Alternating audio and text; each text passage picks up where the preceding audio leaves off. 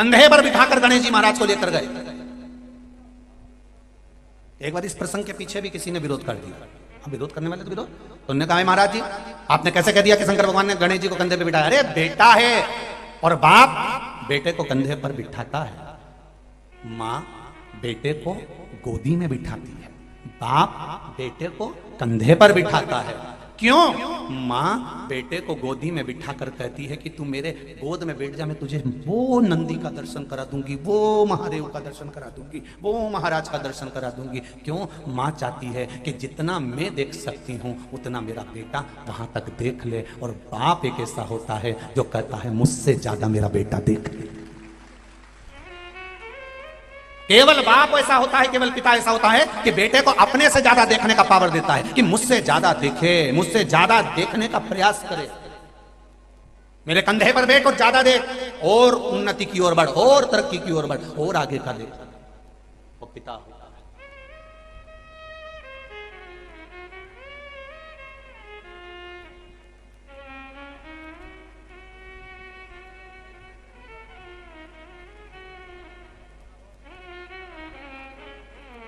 एक बेटी ने एक पत्र भेजा है, देखिए।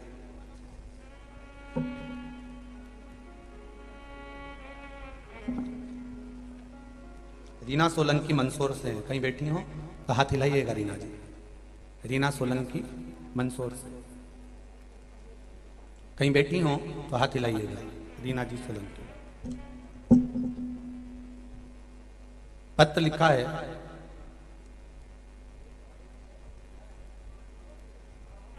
हमारे सनातन धर्म से जोड़ने का गुरुदेव आपने जो कार्य किया उसकी मैं प्रशंसा करूं, मेरे पास शब्द नहीं है।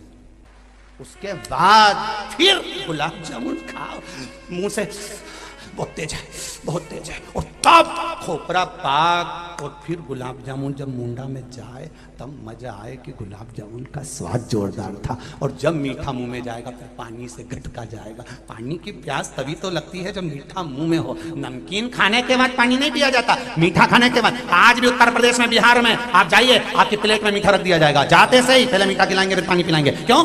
पानी की प्यास का आनंद ही तभी है जब मुख में मीठा जाएगा, आनंद तभी आएगा।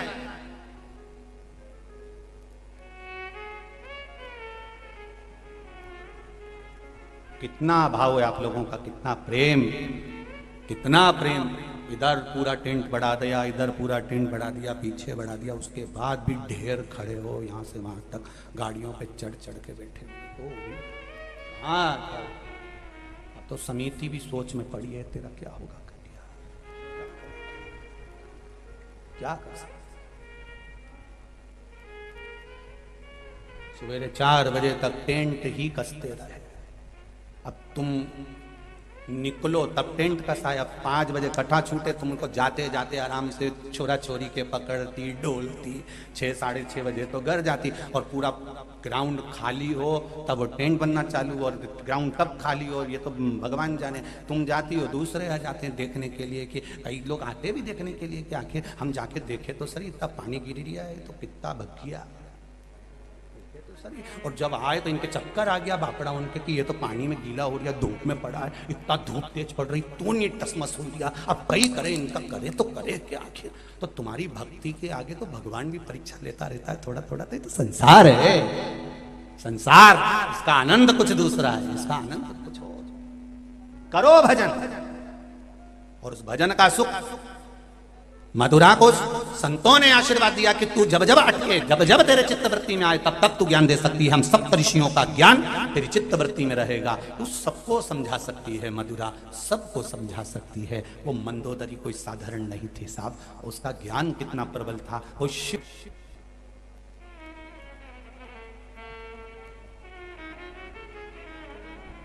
शिव तत्व में ऐसी डूबी, शंकर भगवान की आराधना करने के लिए बैठी। एक दिन आराधना में मंदोदरी बैठी, दूसरे दिन हिंसक पशु पक्षियों ने उसको खाने का प्रयास करा।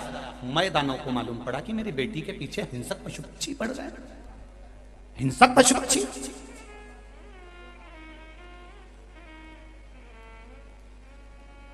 बेटी साधारण नहीं थी, तब साधना में डूबी हुई उस मंदोदरी की शिव भक्ति कितनी प्रबल थी कि उसने जितने हिंसक पशु पक्षी मंदोदरी के ऊपर आक्रमण कर रहे थे, खाने वाले थे, और वो मंदोदरी ने केवल जरा सा बेल पत्र का पत्ता उठाकर चार तरफ अपने रख लिया, चार तरफ बेलपत्री के पत्ते को रख लिया, तो एक हिंसक पशु पक्षी प्रवेश नहीं कर पाया।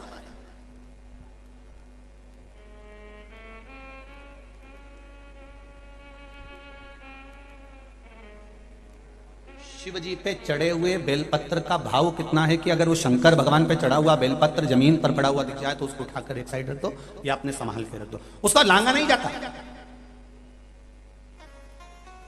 उसको लांगते नहीं है। एक प्रसंग शिव महापुराण में आता है महाराज कि एक भगवान की भक्ति में लीन, भगवान के स्मरण में लीन एक भक्त जो शिव की आराधना में हमेशा लगा रहता था, भगवान शंकर की आराधना में हमेशा समाहित रहता। एक बार वो शिव जी के लिए पूजन का सामान लेकर जा रहा था और देखा उसने कि बगीचे में बहुत अच्छे फूल लगे हैं, पत्तियां लगी हैं, तो उसने तोड़ लिया। राजा का नगर का राजा भी पूजन करने बैठा था, आज उसको फूल पत्ती नहीं मिले। उसने दूतों से कहा कहां गया, पता नहीं, कोई तोड़ कर ले गया, पता करो कहां है। रोज ब्रह्म मुहूर्त में आता, तोड़ कर ले जाता और पूजन कर देता शिव जी की, और राजा अकेला रह जाता। तो राजा को क्रोध आ गया और राजा ने अपने दूतों से कहा क्या वो पकड़ा रेत नहीं में चला, निर्माल्य दरवाजे पर रखा गया और वो व्यक्ति अंदर आया तोड़ने के लिए। संत स्वभावी था, भगवत भजनावली था, नाम कीर्तनी था, शिव भक्ति में डूबा रहता था, प्रेत योनि में चला गया, रोने लगा। शिव जी ने कहा क्या बात है, क्यों रोते हो प्रभु, मैं इंसान से प्रेत बन गया। कारण, कहा तू जिस निर्माल्य को लांगा, तो मैंने पुण्य करा वो कहां गया, तो क्या निर्माल्य अगर लांगा जाए तो जिंदगी का कितना भी पुण्य करा जाए वो समाप्त हो जाता है। विद्वान ब्राह्मण यह जानते हैं, विद्वान ब्राह्मण यह अच्छे तरह से जानते हैं कि जो निर्माल्य उतारा जाता है भगवान का, उसको आंखों से लगाकर फिर रखा जाता है कि भगवान ये आपका चढ़ा हुआ महाप्रसाद, ये निर्माल्य, ये निर्माल्य। हम तो इतना नहीं जानते क्योंकि हम विद्वानों की गिनती में नहीं हैं और ना हम विद्वान बनना चाहते हैं। हम तो प्रदीप मिश्रा हैं, साधारण भाव, जो कथा मिल जाती है, ज्यादा संस्कृत आती नहीं, जो है पढ़ा वो तुम्हारे सामने लाकर छोड़ दिया। तुम्हें अच्छा लगे जिंदगी में उतारो, टीवी पर कथा सुन रहे हो अच्छी लगे तो सुनो, नहीं तो रिमोट तुम्हारे हाथ में ही है, तुरंत खटका दबाओ, दूसरा महाराज आर्या होगा, आराम से सुनो। काहे को माथा पच्ची करो सीओर वाला के साथ बैठ के, मतलब है तो पगला, उसमें तो अक्कल नहीं, उसको बाचना नहीं आए तो क्यों माथा पच्ची। कई लोग कहते हैं महाराज जी हमें आपसे मिलना है, एक बार सब ज्ञान की चर्चा करना है, एक बार आपसे बात करना है इस विषय में उस विषय में। हमने कहा किसी विषय में बात मत करो, सारी समस्या का हल एक लोटा जल। तुम्हारे भीतर समस्या ज्यादा हो रही हो तो एक लोटा जल शिव जी को चढ़ा लो, विषय मिल जाएगा, सारा विषय। ना कोई हम विद्वान है ना बहुत ज्ञानी है, हम तो केवल शंकर के चरणों के दास हैं। बाबा ने ये शरीर दिया है तो उनकी कथा बच रही है और आप प्रेम से सुनकर मेरे बाबा के बनते चले जा रहे हो बस। और वो एक पत्र देखिए कितना सुंदर पत्र होगा उस बहन का, देखिए आप,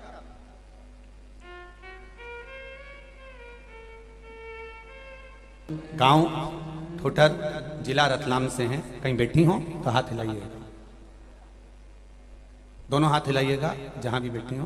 तो मेरी बहू की शादी को, पुत्र की शादी को 7 साल हो गए थे।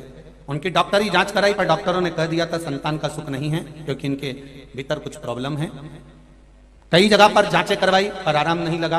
बाबा की कृपा, एक बार पशुपतिनाथ का व्रत किया, उसके बाद आपने गुरुजी जो सफेद आंकड़े की जड़ का उपाय बताया था वो करा, उपाय किया। उसके बाद मेरे बहू के बाबा की कृपा से अब 5 महीने चल रहे हैं। मैं बाबा को धोख लगाने के लिए आई। ये शिव है। ओ गड़ी, एक पत्र और देखिए बड़ा सुंदर,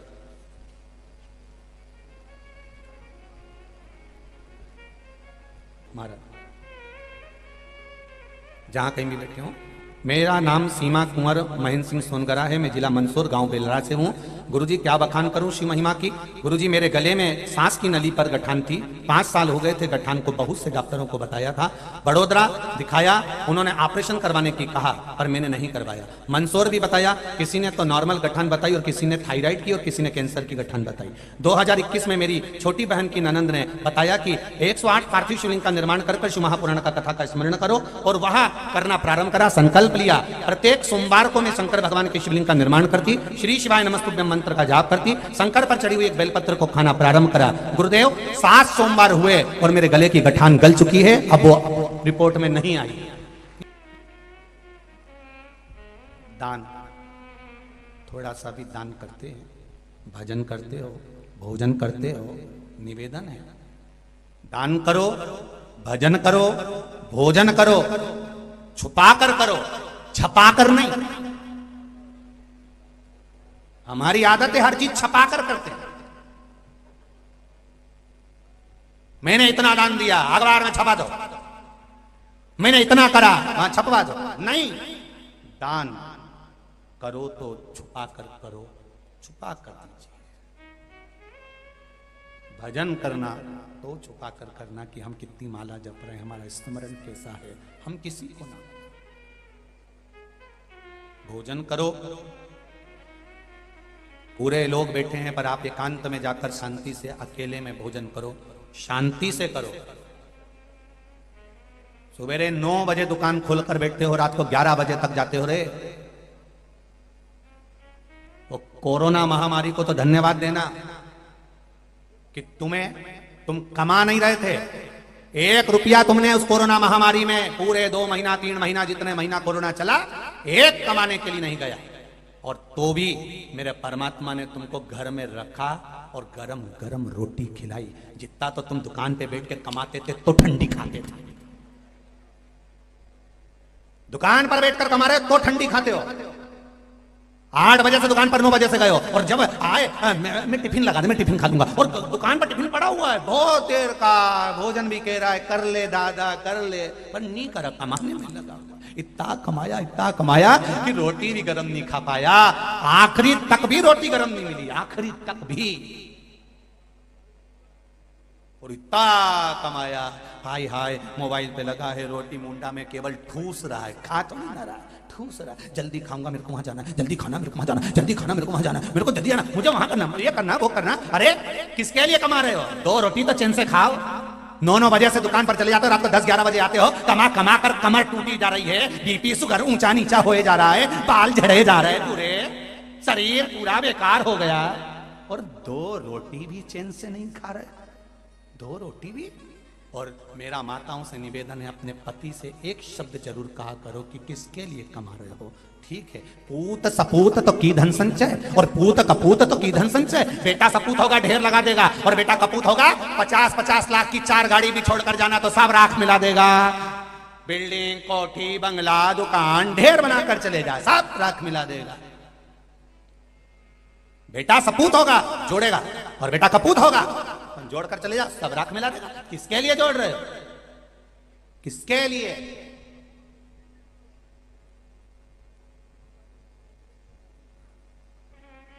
बहुत कठिन है मार्ग। अपनी जिंदगी को मस्त होकर जियो, खूब अलमस्त होकर। मुख में हो राम नाम, राम सेवा हाथ में, तू अकेला नहीं प्यारे राम तेरे साथ में। अलमस्त होकर बेटे ने आवाज लगाई, पापा ने 25,000 का मोबाइल दिला दिया। बेटी ने आवाज लगाई, पापा ने 10,000 का मोबाइल दिला दिया, 25,000 का मोबाइल दिला दिया। पत्नी बोली, उसके लिए 25,000 का मोबाइल आ गया। शादी की सालगिरह हुई, रानी हार आ गया। और मेरा भेरू अभी भी कीपैड चला रहा है, अभी भी छोटा, अपने को काम ही नहीं पड़ता, दुकान पे लगे रहते तो फुर्सत नहीं मिलती, ये बच्चे लोगों का काम नहीं पड़ता। तो बेटों को तो चाहिए पापा से कहे, पापा तुम कितना कमाते हो मेरे बाबुल, मेरी शादी के लिए जोड़ा, परिवार के लिए जोड़ा, छोटे से मकान से 4 मंजिल का मकान करा, पापा कितना कमाया है पापा। बेटी भी कह सकती है, बाबुल कितना कमाया। पापा एक बात कहूं, थोड़ा जल्दी आया करो, अपना परिवार सब साथ बैठकर भोजन करेंगे पापा तो मुझे अच्छा लगेगा। मैं शादी कर कर चली जाऊंगी तब तो आप अकेले रहोगे। भाई की शादी हो जाएगी तो जगदम्बा घर में आ जाएगी, तुम चैन से रोटी खा सकोगे नहीं खा सकोगे, कोई भरोसा नहीं पापा। जब तक हम भाई बहन कुंवारे हैं साथ में भोजन करें पापा, आओ साथ में बैठें, थोड़ा समय हमारे को भी तो दीजिए। पर हाय कमाई, हाय कमाई, हाय कमाई, तिजोरी तो भरी पर ये तिजोरी खाली कर दी। 21,600 रोज निकाल दी, रोज रोज निकाल। महाराज मथुरा मंदोदरी छोटी सी अवस्था से शिव उपासना में लगी थी। जैसे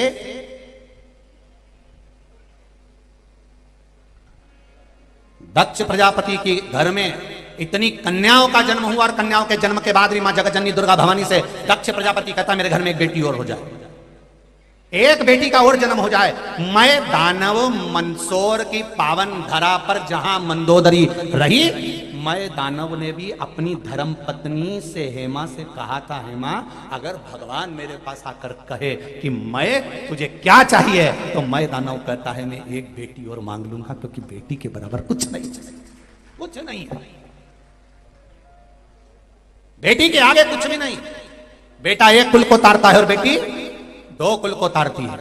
बेटी का जीवन कोई साधारण जीवन है क्या? एक नारी का जीवन बड़ा कठिन जीवन है, बड़ा कठिन। पूरी बंधन में जिंदगी निकलती है। पहले बचपन में माता पिता का बंधन है, बड़ी हुई भाई का बंधन, फिर छूटी पति का बंधन, फिर आगे बढ़ी पुत्रों का बंधन, और आखिरी में अर्थी पे लेटी तो भी खींच कर बांधा गया बंधन। पीछा छूटा का बंधन। शंकर जी के पास गई शमशान में, तब सारे बंधन, हाथ में कहीं का डोरा भी बंधा हो तो काट दिया जाता। इतने इतने समझदार लोग बैठे, इनसे पूछो हाथ में शमशान में डोरा काटे कि नहीं काटे?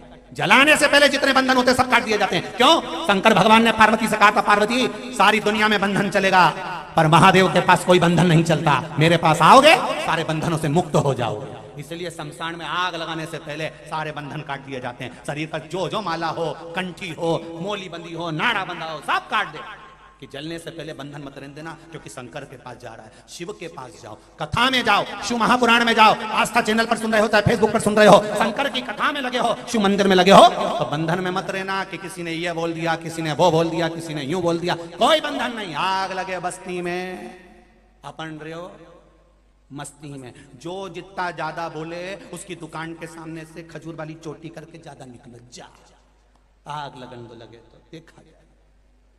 कई लोग हंसेंगे, बताओ शंकर जी पे पानी चलाने चली ये आई सियोर वाला गुरु जी की चेली, तो और मोबाइल में गाना बजाते चलो, तेरे डमरू की धुन में काशी और मस्ती में जाओ, अलमस्त। सावन का महीना आए, रोज शिव जी की आराधना, शिवरात्रि आए, शिव जी की आराधना, मन में शंकर बस जाए, बस आनंद ही आनंद।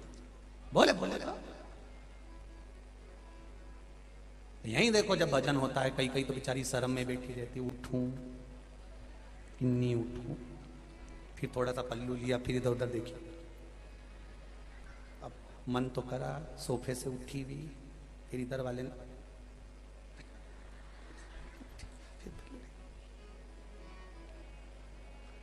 अब सबको देख रही बापड़ी, मन करे, फिर अब इसने सोचा इधर से इशारा ज्यादा हो तो, और आखिरी में उठी गई, ला बोलता रहे। अब भेरू का मुंह गप्पा, तू घरे चल, तू चल घरे, तूने भी कह दिया आ भेरू तू आ, आज नी सिंदूर चढ़ाया तुम्हारा नाम भी, और ये बोला, और फिर जगदम्बा बिखरी। तुम 10 जगह जाओ, मैं बोलूं एक बार कथा में लेके गए, इतिया कर शिव पुराण में मत चलना मेरे साथ, कल से मैं अकेली चली जाऊं। ले उन्हें स्कूटी उठाई, ढूंढा के पहुंची गई, और घर गई तो सारी स्कूटी 2-4 जगह से पूछी, तो पति ने कहा कि ये 4 जगह से स्कूटी दोष दी, तो वो तो स्कूटी थी।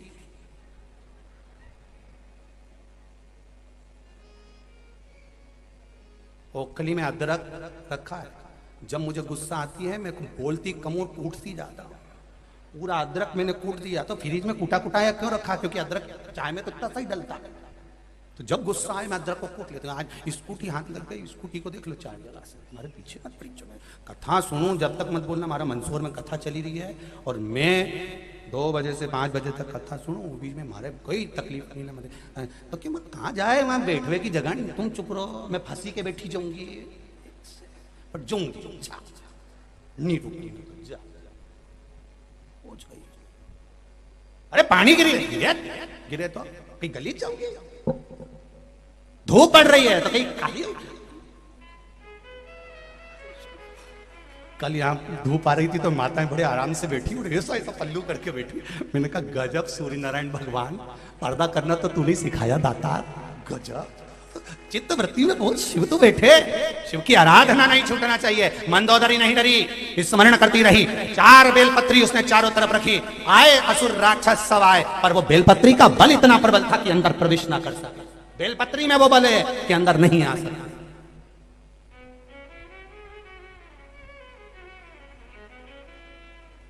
बेलपत्री का बल कोई साधारण है? नवरात्र चल रही है, एक बेलपत्री अशोक सुंदरी वाली जगह पर चंदन लगाकर चढ़ाओ तो ये जितने लेटर आ रहे हैं ना कि गठान हो गई थी और ये हो गया था, थायराइड हो गया था, एक बेलपत्री चढ़ाओ तो अशोक सुंदरी वाली जगह पर।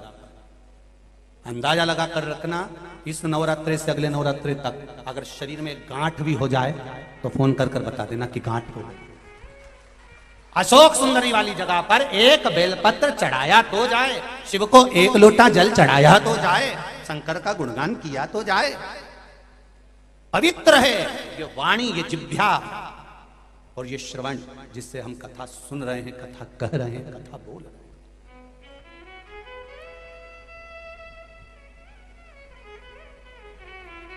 दक्ष प्रजापति ने, मैं दानव ने भी कहा कि एक बेटी और मिल जाए, भगवान से प्रार्थना एक बेटी और जन्म है। जरा विचार करिए कि बेटी की पाने के कितने आनंद होगा। और यहाँ बेटा, तो यहाँ दक्ष प्रजापति ने भी कहा मुझे एक बेटी का और जन्म हो जाए। तो कहा बेटी का क्या करोगे? माता रानी ने कहा तुम्हारे घर में पहले से इतनी बेटियों का जन्म हो गया, और बेटी का क्या करोगे? नहीं मुझे बेटी चाहिए। पार्वती माता सती प्रसूति के गर्भ से प्रकट हो गई। दक्ष प्रजापति की धर्म पत्नी का नाम था प्रसूति। माता ने कहा बेटी ढूंढने कहाँ जाऊंगी, मैं खुद तेरे घर में प्रकट हो जाऊंगी। और प्रसूति के गर्भ से सती प्रकट हो गई। विचार करिए, माता प्रसूति ने अपने बच्चों को कितना संस्कार दिया होगा, माता प्रसूति ने अपने बच्चों को कितना ज्ञान दिया होगा, माता प्रसूति ने अपने बच्चों को कितने संस्कार दिए होंगे कि आज भी हॉस्पिटल में जहां बच्चे का जन्म होता है उस कमरे के बाहर प्रसूति कक्ष लिखा जाता है कि यहां जो बच्चा जन्म लेगा वो संस्कारवान पैदा होगा। यहां दक्ष प्रजापति की पत्नी ने कोई डोनेशन नहीं दिया तो भी हॉस्पिटल में उनकी पत्नी का नाम लिखाया, क्योंकि संस्कार दिए थे बच्चों को। उस कक्ष का नाम है प्रसूति कक्ष। कौन सा कक्ष है? जम के बोलो जरा, जम के। प्रसूति कक्ष। यहां बच्चों का जन्म होता है, यहां बच्चे प्रसव होते हैं, जन्म लेते हैं। उस कक्ष का नाम है प्रसूति कक्ष, जो दक्ष प्रजापति की धर्म पत्नी प्रसूति के नाम से रखा गया, क्योंकि उसने संस्कार इतने दिए थे, इतना संस्कार।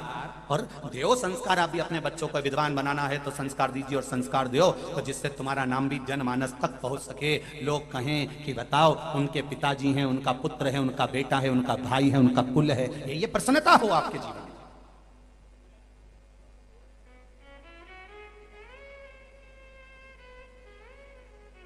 एक बेटी और हो जाए तो वो बेटी हुई प्रसूति के गर्भ से सती हुई। सती मैया ने बाल्यावस्था में तब साधना करी, जैसे मंदोदरी ने तब साधना करी। जब मंदोदरी जैसे चारों तरफ बेलपत्र लगकर भगवान का भजन करती थी, आपको लगे ना कभी जीवन में कि मुझे लग रहा है कि ये कुछ गलत होने वाला है, तो एक काम जरूर करिएगा, शंकर जी पे एक बेलपत्र उठाकर अपनी जेब में या अपने पास में रख लीजिएगा। गलत हो ही नहीं सकता, क्योंकि ये बेलपत्री नहीं है। ब्रह्मा, विष्णु और महेश, सरस्वती, लक्ष्मी और पार्वती, और इसके बीच में ये दो पत्ती के बीच में जो बड़ी पत्ती है, इसके बीच में जो जगह है, इसमें 33 कौटी देवी देवता, और यहाँ 2 पत्ती से लेकर यहाँ तक का जो जगह है, इसमें 64 विराजमान होते हैं। जब देवता हमारे साथ रहते हैं तो बुरा हो ही नहीं सकता, ये निश्चित है।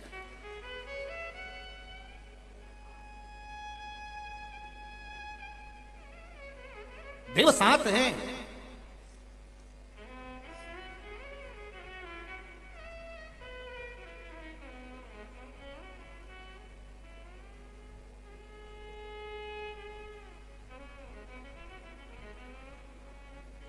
कितनी पुण्यमय धरा है भारत की भूमि, जहां पर सती मैया ने जन्म लिया, जन्म लेकर तप किया, तप करने के बाद भगवान शंकर को प्राप्त करा, और शिव जी को प्राप्त करने के बाद में फिर शिव जी के साथ सत्संग करने गई। सत्संग में थोड़ा सा अभिमान जाग गया, शरीर दक्ष प्रजापति के यहाँ त्याग ना पड़ा। तो लोगों ने कहा कि सती मैया ने शरीर का त्याग करा, एक गलती माता सती ने कर दी थी जिंदगी की, वो गलती आप कभी मत करना मंदसौर वालों। और जितने लोग आस्था पर सुन रहे हैं, जितने लोग फेसबुक यूट्यूब पर सुन रहे हैं, उनसे भी कहूंगा, जो माता सती ने गलती करी वो आप कभी मत करना, अपनी जिंदगी में उतार कर रखना। सती ने एक गलती कर दी थी कि गई पिता के घर में यज्ञ में, और यज्ञ में जाकर उसने एक गलती कर दी। अगर सती को मरना ही था, प्राण त्यागना ही थे, भस्म होना ही था, तो कहीं दूसरी जगह आग लगाकर मरना था। सती मैया अगर मरी, प्राण त्यागे, भस्म हुई, तो यज्ञ जिस कुंड में हो रहा था, सती उसी कुंड में कूद गई। हमारा सनातन धर्म कहता है, भाई अगर कहीं कुछ बोलना भी है, कुछ करना भी है, तो बहुत मौके पड़े हैं। किसी की शादी हो तो उसमें खिल्ली उड़ा लेना, कहीं दूसरी जगह हो तो वहां राजनीति में पांव खींच लेना, पर कहीं यज्ञ हो रहा हो, कथा हो रही हो, भागवत हो रही हो, कोई अच्छा कार्य हो रहा हो, तो उस यज्ञ में कूद कर या गड़बड़ी कर कर अपनी जिंदगी को नरक मत बनाना। सती ने एक गलती कर दी थी कि यज्ञ कुंड में कूद गई। शंकर भगवान क्रोध में आ गए। भोलेनाथ जी को क्रोध किस बात पर आया? लोग कहते सती मैया जलकर भस्म हो गई तो शंकर भगवान को क्रोध आ गया। शिव महापुराण को जरा अच्छे से सुनिए, अच्छे से पढ़िए। शंकर जी को क्रोध इस बात पर नहीं आया था कि सती जलकर भस्म हो गई। शंकर को क्रोध इस बात पर आया कि तू गलत जगह पर मर गई, गलत जगह पर तूने प्राणों को त्याग दिया, गलत जगह पर तू भस्म हो गई। सती अगर तेरे प्राण छोड़ना थे तो बाहर जाकर छोड़ती, पर यज्ञ के कुंड में कूद गई, धर्म की जगह पर, अच्छी जगह पर। अरे पांव खींचने के लिए बहुत जगह पड़ी होती है, गलत करने के लिए बहुत जगह पड़ी होती है, पर कहीं सनातन धर्म आगे बढ़ रहा हो, धर्म आगे बढ़ रहा हो, यज्ञ हो रहा हो, अनुष्ठान हो रहा हो, कुछ अच्छा हो रहा हो, तो वहां पर कूद कर गड़बड़ी कर कर अपनी जिंदगी नरक मत कर। सती तूने गलती कर दी, इसलिए मैं तुझे कहता हूं सती कि तू यज्ञ के कुंड में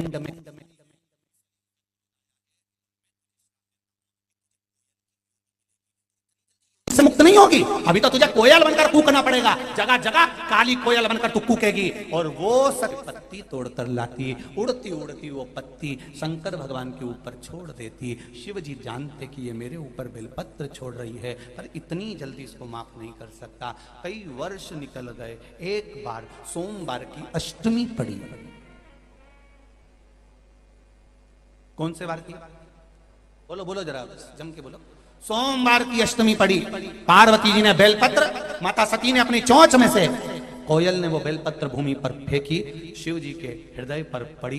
शंकर भगवान ने नेत्र खोलकर देखा, सती कोयल की योनि में थी, रो रही थी। अब तो क्षमा करो नाथ। शंकर भगवान ने कहा, जब 2 आषाढ़ पड़ेंगे और 2 आषाढ़ पड़ेंगे, उस आषाढ़ में तू कोयल की योनि में मेरी स्मरण करेगी, एक बेलपत्र मुझे समर्पित करेगी, तब तू कोयल की योनि से छूटेगी।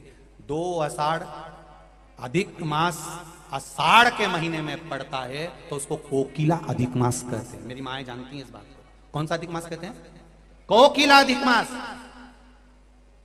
जब 2 आषाढ़ पड़ेंगे, तब तू मेरे ऊपर जब बेलपत्र समर्पित करेगी, तब तू उस योनि से छूटेगी। 2 आषाढ़ का इंतजार करती रही सती। 2 आषाढ़ का अधिक मास आए, आषाढ़ के महीने का अधिक मास आ जाए, और आषाढ़ के महीने का अधिक मास आएगा तो मैं इस योनि से मुक्त हो जाऊंगी। उसको कोकिला अधिक मास कहते हैं।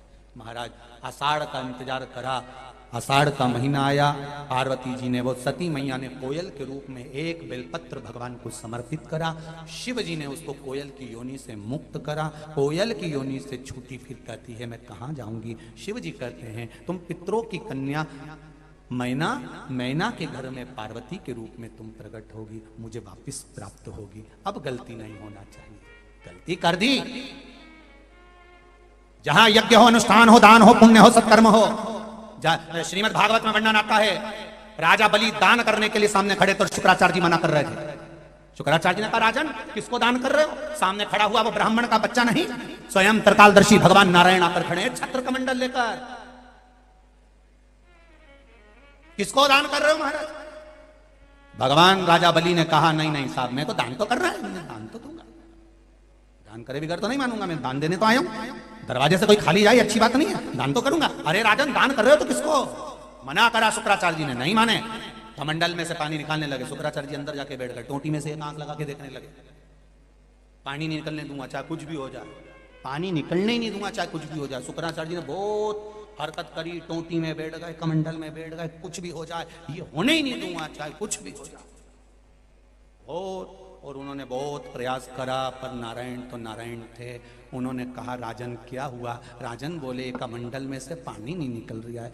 भगवान बोले क्यों नहीं निकल रहा? राजा बलि बोला मुझे लगे मैं कचरा अड़ी गया। भगवान विष्णु ने कहा कचरा भी अच्छा, जाड़ा अड़ा है तो चिंता मत कर, हमने अपनी जिंदगी में कचरा ही साफ करा, अब की बार इसको साफ कर दूंगा। राम अवतार में रावण साफ कर गया, कृष्ण अवतार में कंस, नरसिंह बनकर हिरण्यकशिपु, बराह बनकर हिरण्याक्ष, लादे शुक्राचार्य को साफ कर दो। देखो जरा कमंडल, उन्होंने कमंडल लिया, बाजू में से कुसा की चढ़ाई में से कुसा खींचा, कुसा खींच के जो टोटी में दिया तो बाबड़ा की एक आंख निकली गई।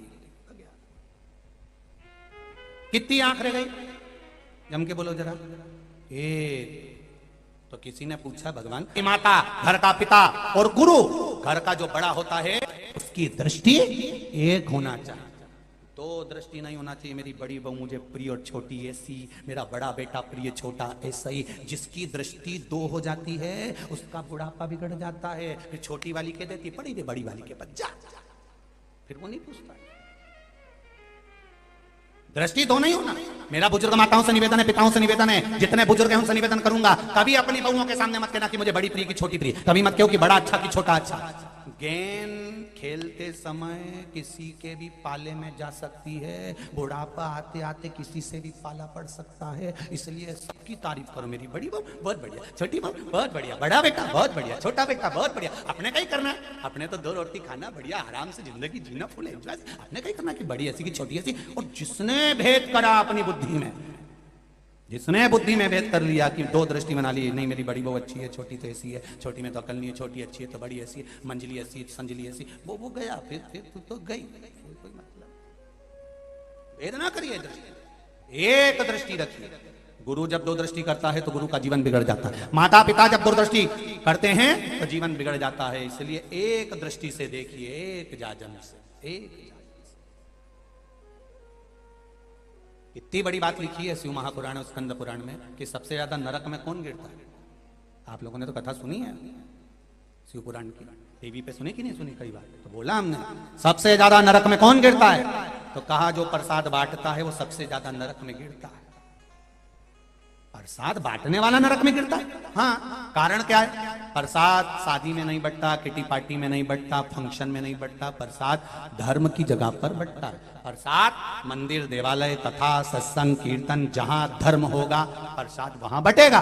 तो प्रसाद बांटने वाला नरक क्यों चले जाता है? क्योंकि प्रसाद बांटने वाला जब खड़ा होता है, सब आते हैं तो थोड़ा थोड़ा देते जाता है, और अपनी कोई पहचान वाला आया तो हाथ इतना फैल जाता है, जो भगवान के चरणों में जाकर कपट कर जाता है वो नरक चले जाता है। इसलिए निवेदन है प्रसाद बांटने वालों से भी कि अगर कोई प्रसाद बांटे तो उनसे निवेदन है तुम्हारी धर्म पत्नी भी आए और कितनी भी आंख दिखाए उतना ही देना जितना सबको देना, सब। और वो डराए भी तो कह देना तू घरे जा, मैं लेके आ जाऊंगा, पर अभी नहीं दूंगा।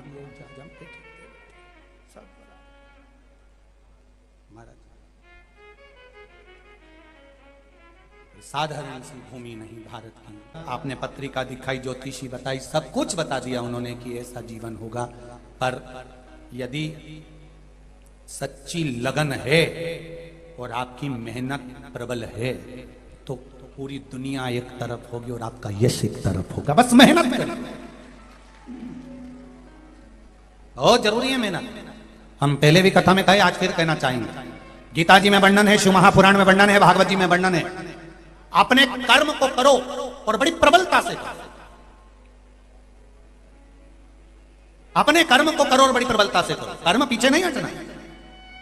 एक बेलपत्री भी आप शंकर भगवान को चढ़ा रहे हो तो पहले आप जिस कार्य को करना चाहते हो पहले कर्म पूरा करो, और जब कर्म पूरा हो जाए तब बेलपत्री बाबा देवाधिदेव महादेव को चढ़ाओ। मेहनत पूरी करो, कर्म पूरा करो, पूरा कर्म करो, उसके बाद एक बेलपत्री शिव जी को चढ़ाइए।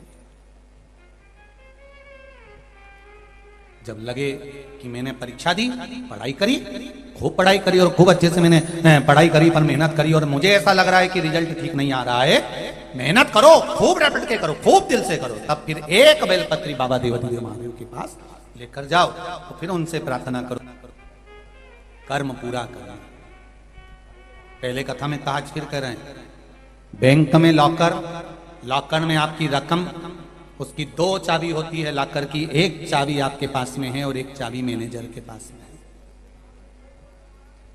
एक चाबी आपके पास और एक चाबी मैनेजर के पास में है।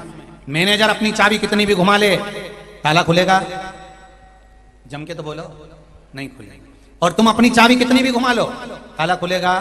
नहीं। मैनेजर अपनी चाबी लगा लगा कर खोल देगा तो नहीं खुलेगा, और तुम अपनी चाबी कितनी भी घुमा लो वो नहीं खुलेगा। चाबी दोनों की लगना चाहिए। शिव महापुराण कहती है, आप कर्म की चाबी घुमाए जाओ, मेहनत करे जाओ, करे जाओ, कर्म करे जाओ, पढ़ाई करे जाओ, काम किए जाओ, एक ना एक दिन मेरा देवाधिदेव महादेव तुम्हारे भाग्य की चाबी को घुमाकर चला जाए। भाग्य की चाबी वो घुमाएगा, कर्म की चाबी तुम्हें घुमाना, कर्म तुम्हें करना। हम उसके भरोसे बैठे रहे, हाथ हिलाऊंगा ना पांव हिलाऊंगा बैठा हूं मैं, तो नहीं नहीं, कर्म करना पड़ेगा, जाना तो पड़ेगा, काम तो करना पड़ेगा। कथा सत्संग कीर्तन स्मरण पढ़ाई लिखाई कर्म के अनुसार करो, पर विश्वास उस परमात्मा पर छोड़ो। मैनावती रो पड़ी, मेरे बेटी का भाग्य ऐसा है कि इसको नग्न वेशधारी पति मिलेगा, जटाजूट वाला मिलेगा, ऐसा पति मिलेगा। मैं बड़ी दुखी हूं, मैं बेटी का विवाह नहीं करूंगी। अगर ये हर माँ ऐसा सोच ले कि बेटी के भाग्य में दुख है तो मैं विवाह नहीं करूंगी। और बेटियों से निवेदन है, मेरी माताओं से निवेदन है, अपनी बेटी को पढ़ाओ लिखाओ, विद्वान बनाओ, खूब अच्छा पढ़ाओ, जितना पढ़ा सकते हो उससे जोरदार पढ़ाओ, पर बेटी को थोड़ा संस्कारवान भी बनाओ। और ये बताओ, जिंदगी बहुत बड़ी है बेटा, तेरी जहां शादी होगी हम पेट्रोल पंप देख लेंगे, गाड़ी देख लेंगे, बंगला देख लेंगे, मंजिल देख लेंगे, छोरा देख लेंगे, पर भाग्य थोड़ी ना देखेंगे। बेटी को ये बताओ, हम सब कुछ देख लेंगे बेटा, पर भाग्य नहीं देख सकते। पेट्रोल पंप देख कर दिया, गाड़ी बंगला देख कर दिया, छोरे एक लड़का था, तू उसके इसके बाद सबने सोचा था, सबकी यहाँ से रिपोर्ट अच्छी आई कि लड़का अच्छा है, एक ही है, एक ही है, एक ही है, सब सोच समझ के शादी करी बेटा, उसके बाद भी तेरी जिंदगी में दुख लिखा, तो क्या कर सकते? ये बेटी को समझाओ। जरा सा दुख आया मायके आकर बैठ गई, जरा सी तकलीफ आई मायके आकर बैठ गई, नहीं, पहले दुख का सामना करो, समझाओ। जब उन्नति की सीढ़ी पर चढ़ोगे, पतंग और नाम जितना ऊंचा जाता है, काटने वाले उतने ज्यादा बढ़ जाते हैं। इसलिए घबराना नहीं बेटा, आगे बढ़ते चले जाना।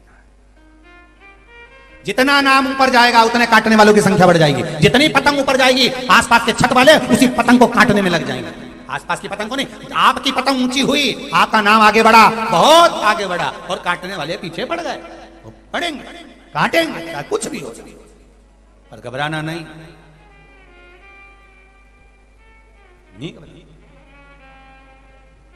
पतंग की डोरी महादेव के हाथ में है और नाम की भी डोरी महादेव के हाथ में है, तो कितने ही काटने वाले इकट्ठे हो जाएं, पतंग का कुछ बिगड़ने वाला नहीं है, वो उड़ती ही चली, काटे कहीं का काटे।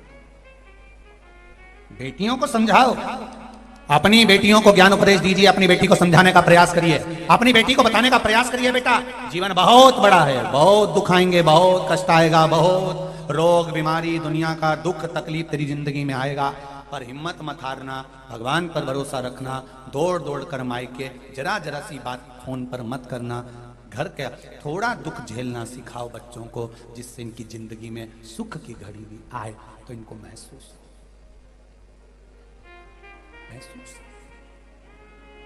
कितने जनक जी महाराज के यहाँ कितने बड़े बड़े गुरु बैठते, कितने बड़े बड़े गुरु जनक जी के यहाँ बैठते, पर जनक जी अपनी बेटी का भाग्य रख पाए। सीता मैया को वन वन डोलना पड़ा, आंख में आंसू भरते रहे और जनक जी ने अपनी बेटी को गले लगाकर कहा, बेटी कैसी? बेटी कहती है, पिताजी मैं ठीक हूं। तो वन वन डोल रही हो तुझे, ठीक हो? हाँ पिताजी मैं ठीक, दुख नहीं है? नहीं। मुझे दोष दे रही होगी ना बेटी? जनक जी कह रहे हैं सीता जी से, क्या तू मुझे दोष दे रही होगी ना बेटी? सीता जी कहती हैं, बाबुल दोष तुम्हें क्या दूं, दोष तो मेरे भाग्य में होगा तो मुझे भोगना ही पड़ेगा। मेरे पिता ने तो दशरथ राजा का महल देखा था, मेरे पिता ने राम राजा देखा था, मेरे पिता ने कौशल्या केकई सुमित्रा देखी थी, मेरे पिता ने मेरा भाग्य थोड़ी ना देखा था कि मुझे वन वन में जाना पड़ेगा, लंका की कैद में रहना पड़ेगा, रावण की कैद में पड़ना पड़ेगा। ये भाग्य कौन ने देखा?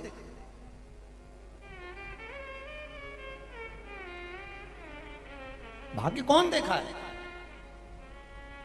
इसीलिए भगवान से प्रार्थना कर, अच्छी पढ़ाई करने के बाद भी सब छोड़कर राष्ट्र सेवा में लगे हुए हैं। क्यों? दिल में मातृभूमि के प्रति प्रेम जागृत हो गया, दिल में एक उमंग मातृभूमि के प्रति जागृत हो गया, तो उन्होंने सोचा राष्ट्र की सेवा से बढ़कर कुछ नहीं। लगे पैरों पे लिखना जाना गुरुद्वारे, हाथों पे संपूर्ण विश्व की सेवा लिख दी, संपूर्ण विश्व। हाथ किस लिखा? उपाय बताया गया।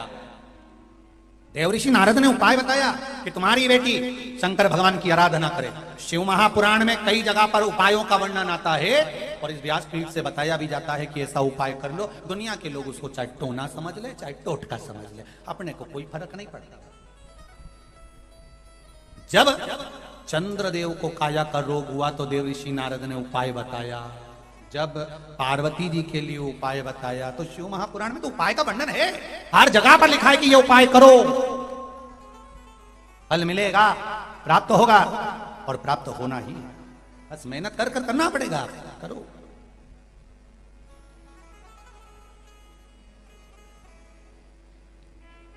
कहा अगर ये शिव जी की आराधना करे, शंकर इसके पति बन जाए। शिव जी की आराधना करी, पार्वती मैया ने बाल्यावस्था से शंकर भगवान को पति मान लिया, शिव की आराधना में लग गई। बाल्यावस्था से भगवान शंकर की आराधना करना, स्मरण करना, पूजन करना, अर्चना करना, पार्वती मैया उसमें रम गई, उसी में लगी रही, उसी में लगी। समय आया भगवान विष्णु के साथ में माता पार्वती का विवाह पक्का किया गया। किसके साथ पक्का किया गया? भगवान विष्णु के साथ माता पार्वती का विवाह पक्का किया गया। पार्वती जी को सुनाई में पड़ा कि मेरा विवाह भगवान विष्णु के साथ पक्का कर दिया। मैं तो शिव को जानती हूं, मैं शंकर को मानती हूं, मेरे जीवन के सुख दुख में मेरा महादेव मेरे सामने खड़ा होगा तो फिर मैं नारायण को क्यों बुलाऊं? पार्वती जी ने एकांत में तप किया, शिव जी राजी हो गए, ब्याह पक्का हुआ, कामदेव जलकर भस्म हुआ। भगवान शंकर नंदी पर चढ़कर पार्वती को ब्याहने के लिए चले। जैसा इस कथा के पंडाल में वो विशाल नंदी दिख रहा है तुमको, ये भाव है कि शंकर भगवान की कथा बड़ी सुंदर है।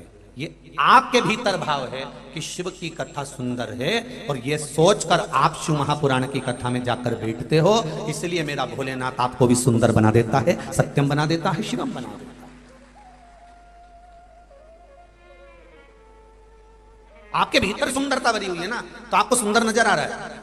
काला कलर का चश्मा लगाओगे तो सब काले दिखेंगे, पीले कलर का लगाओगे पीले दिखेंगे, नीले कलर का लगाओगे नीले दिखेंगे, सफेद कलर का लगाओगे सफेद दिखेंगे। ये दृष्टि का भेद है। आप अगर अच्छे हो तो आपको सारा विश्व अच्छा नजर आएगा, आपको अगर आप भीतर से ठीक हैं तो सारा संसार आपको ठीक नजर आएगा। और यदि आप सुंदर हैं अंदर से, आत्मा से, चित्त से, वृत्ति से, तो कथा भी सुंदर नजर आएगी। आप अच्छा छाट लेंगे, अच्छा निकाल लेंगे। यह गुरु जी ने ब्रह्मा जी का चरित्र श्रवण कराया और सुंदर कर्मनाशा नदी का वृतांत श्रवण कराया। भगवान ब्रह्मा जी का अर्धनारीश्वर स्वरूप वर्णन किया, भगवान भगवान शंकर का ये स्वरूप वर्णन करा, गौ माता का चरित्र श्रवण कराया, ये चरित्र श्रवण कराया। आप अच्छे हो तो आप पूरी कथा में से अच्छाइयां छांटते रहोगे। और अगर आपकी दृष्टि में भेद भरा हुआ है, आपकी दृष्टि में कपट भरा हुआ है, आपकी दृष्टि में बेईमानी भरी हुई है और आपकी नजर ठीक नहीं है, तो दुनिया का कोई भी आकर खड़ा हो जाए आप उसमें बुराई देख ही लोगे। ये निश्चित है। चश्मा जो लगाया होगा वैसा आपको नजर आएगा, ये निश्चित है।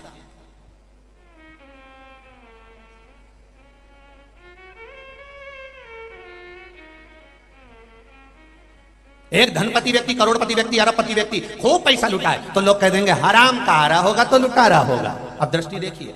और अगर करोड़पति व्यक्ति 1 रुपया खर्च नहीं करे तो लोग कह देंगे कहीं छाती पे बांध के ले जाएगा, इतना कमा रहा है 2 रुपए दे नहीं सकता। अब दृष्टि देखिए। दुनिया में सबको संतुष्ट करना बहुत कठिन है भाई, बहुत कठिन, बहुत कठिन है। एक माता पिता अपनी औलाद को संतुष्ट नहीं कर पाते हैं, एक दिन वही औलाद मुंह से कह देती है तुमने हमारे लिए क्या किया, तो फिर संसार को कोई संतुष्ट कर सकता? कौन संतुष्ट करेगा? बहुत कठिन है। पूरा शरीर का एक एक अंग को बुढ़ापा आ जाता है। ये घुटने भी बुढ़े हो जाते हैं, ये कान भी बुढ़े हो जाते हैं, ये आंख भी बुढ़ी हो जाती है, ये नासिका भी बुढ़ी हो जाती है। शरीर का एक एक अंग बुढ़ापा ले लेता है, शरीर का एक एक अंग बुढ़ा हो जाता है। केवल एक अंग शरीर के अंदर है, ये जीवान, जो कभी बुढ़ी नहीं होती। अगर ये बुढ़ी हो जाती तो घर में कभी सास बहू का झगड़ा ही नहीं होता, कभी सास बहू का झगड़ा नहीं होता अगर ये जीवान बुद्धि हो जाए।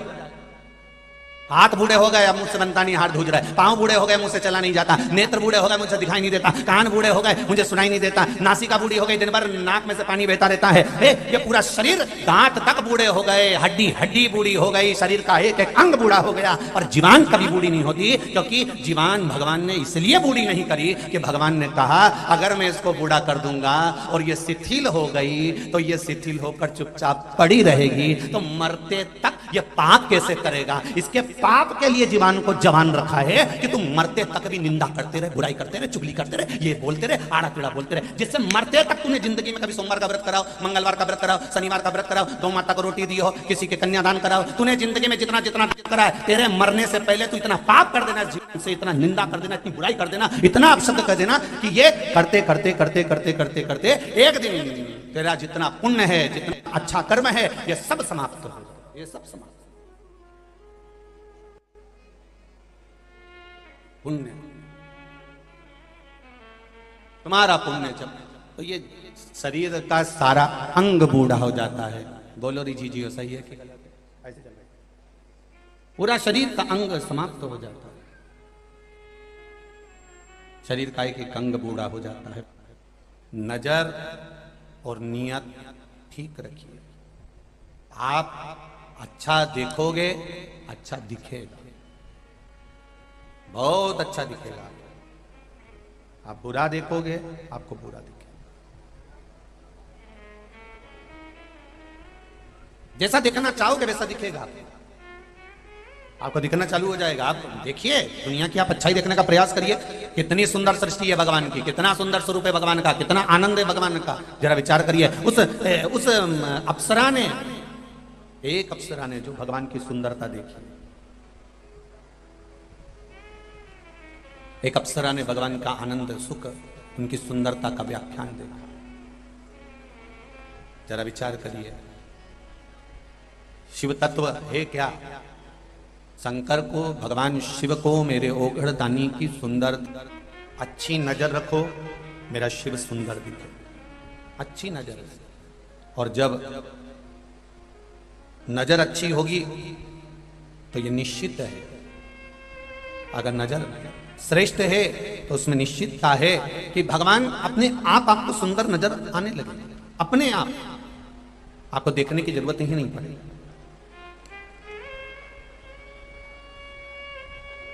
आपके भीतर की सुंदरता आपको भगवान में अच्छापन दिखाने का प्रयास करेगी।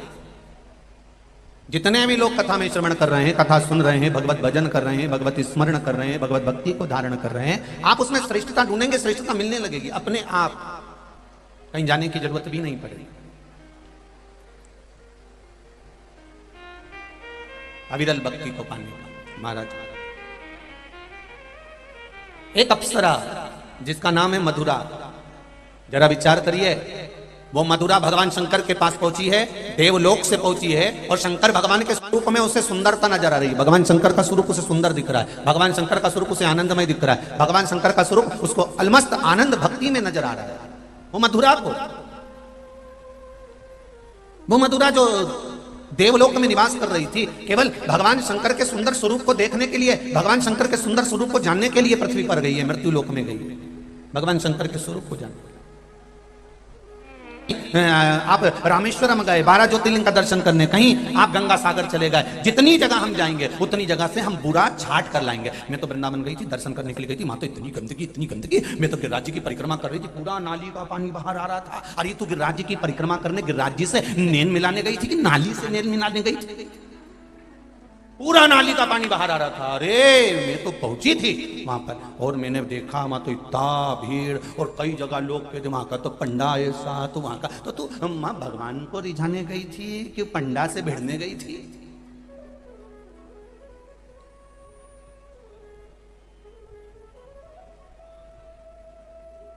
क्यों हम अच्छा नहीं देख पाए? वो मधुरा नाम की अप्सरा शिव जी को देखकर आनंदित हो गए। इतने सुंदर, क्या देवदेव महादेव इतने सुंदर हो सकते हैं? इतने सुंदर।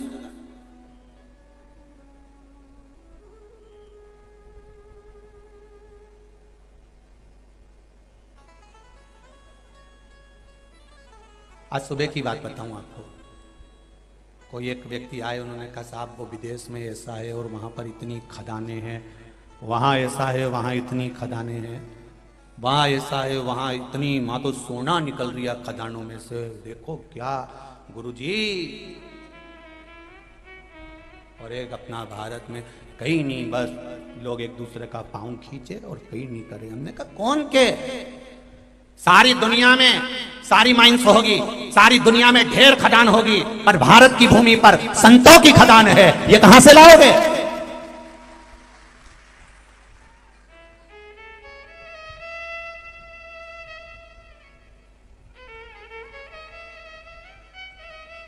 अरे वहां हिल स्टेशन है, वहां ये है, वहां लोग घूमने जाते हैं, वहां केवल दुनिया के लोग घूमने जाते हैं, पर एक को पकड़ कर बता दो कि तू अमेरिका गया था तो अमेरिका की